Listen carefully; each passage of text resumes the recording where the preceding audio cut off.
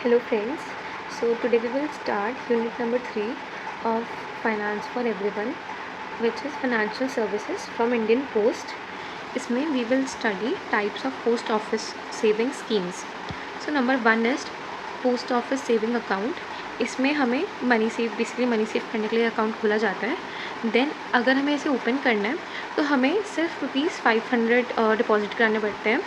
Then इसमें ना जब ओपनिंग होती है इस अकाउंट की तो इसमें पहले नॉमिनेशन किया जाता है, एक सिलेक्शन प्रोसीजर. देन उसके बाद जो इंटरेस्ट होता है वो 4% होता है. जो भी हमें इंटरेस्ट मिलता है वो 4% होता है. Then 5 years post office recurring deposit account. इसमें इसका नाम बेसिकली रिकरिंग डिपॉजिट अकाउंट इसलिए क्योंकि इसमें जो भी सेविंग्स होती है वो रेगुलरली करनी पड़ती हैं, जिससे कि इंडिविजुअल्स में एक सेविंग की हैबिट बन पाए. जैसे कि जो गवर्नमेंट है वो चाहती है कि लोग सेविंग ज़्यादा से ज़्यादा करें, तो जिससे कि सेविंग की हैबिट को प्रमोट कर सकें ये अकाउंट खोला जाता है. देन इसको हम सिर्फ एक नॉमिनल अकाउंट दैट इज़ ₹100 से खोल सकते हैं एंड उसके बाद कोई भी मल्टीपल ऑफ ₹10 का हम उसको उससे ओपन कर सकते हैं. देन इसकी मेच्योरिटी पीरियड जो होता है वो 5 years का होता है एंड इसका जो इंटरेस्ट रेट मिलता है वो 5.8% मिलता है. Then comes the post office time deposit account. इसमें हमें एक certain sum of money deposit करानी होती है. देन जब मेच्योरिटी पीरियड एंड हो जाता है तो हमें होल अमाउंट मिल जाता है विद इंटरेस्ट. देन जो इंटरेस्ट जो होता है वो कैलकुलेट तो क्वार्टरली किया जाता है बट उसे पे एनुअली किया जाता है.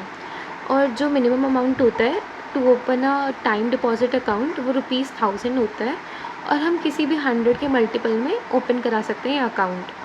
Then there are 4 terms of period, मतलब जो भी मेच्योरिटी पीरियड होता है वो या तो 1 year का होता है या 2 year या 3 year या फिर 5 year. Then post office monthly income scheme account.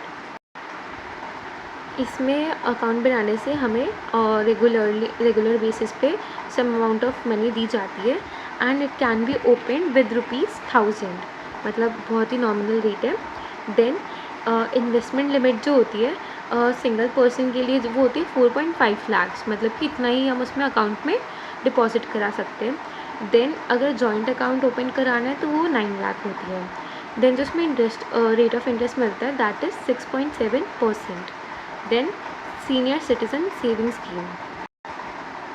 ये स्कीम इंडिविजुअल्स के लिए होती है जिनकी एज 60 से ज़्यादा है, पर जो रिटायर्ड सिविलियंस है अगर उनकी एज 55 से ज़्यादा या 60 से कम है तो वो भी ओपन करा सकते हैं. एंड जो डिफेंस रिटायर्ड है सिविलियंस है वो 50 से ज़्यादा तो एज होगा, 60 से कम हो, वो सब भी एलिजिबल होते हैं. देन इनका जो भी मिनिमम डिपॉजिट होता है वो ₹1000 होता है एंड कहाँ तक हम डिपॉजिट करा सकते हैं टिल 15 लाख. एंड जो इसमें इंटरेस्ट रेट मिलता है वो होता है 7.6%. Next comes the public provident fund account. ये एक लॉन्ग टर्म स्कीम है, मतलब इसमें गिवन है कि 15 years तक ये स्कीम होती है. देन ये एक इंकरेज करती है इंडिविजुअल्स पे a habit of regular saving. मतलब अगर हम रेगुलरली कुछ अमाउंट डिपॉजिट कराते हैं, सेव करते हैं, तो हमें एक अच्छी हैबिट बिल्ड होती है to save our money so that कुछ भी इमरजेंसी हो तो हम उस मनी को यूज़ कर सकते हैं. तो इसमें जो भी इंटरेस्ट होता है वो 7.1% मिलता है एंड जो मिनिमम डिपॉजिट होता है in public provident fund account वो ₹500 होता है. लाइक इतना हमें डिपॉजिट कराना ही है अकाउंट ओपन करने के लिए एंड मैक्सिमम लिमिट है 1.5 lakh. Then comes the Sukanya Samriddhi account. तो ये अकाउंट बेसिकली गर्ल चाइल्ड की फाइनेंशियल सिक्योरिटी के लिए ओपन किया जाता है. लाइक जो भी उसका एजुकेशन है मैरिज के लिए होता है वो उसके लिए ओपन किया जाता है. एंड इसमें जो मिनिमम डिपॉजिट अमाउंट है वो ₹250 से स्टार्ट होता है एंड जो इसकी मैक्सिमम डिपॉजिट अमाउंट होती है वो 1.5 लाख होती है. एंड जो डिपॉजिट हम कर सकते हैं उस अकाउंट में वो 15 years होता है. लाइक जिस डेट को हमने ओपन किया ना उस डेट से कैलकुलेट करते हैं एंड उसके बाद जो भी 15 years हो जाएंगे कंप्लीट तब तक हम डिपॉजिट कर सकते हैं. उसके बाद हमें हमारी मनी वापस मिल जाती है विद इंटरेस्ट. एंड जो रेट ऑफ इंटरेस्ट इसमें प्रिवेलिंग है वो है 7.6%. Then comes the national saving certificate. इसमें जो इन्वेस्टमेंट होती है वो लम सम में की जाती है in the beginning period. Like जब हम अकाउंट ओपन कर रहे हैं तो हमें स्टार्टिंग में एक particular lump sum amount deposit कराना होता है एंड इसकी 5 year की मेच्योरिटी होती है. मतलब 5 ईयर बाद हम वो अमाउंट हमें वापस मिल जाता है। एंड जो रेट ऑफ इंटरेस्ट है इसका वो है 6.8%। देन नेक्स्ट कम्स द किसान विकास पत्र।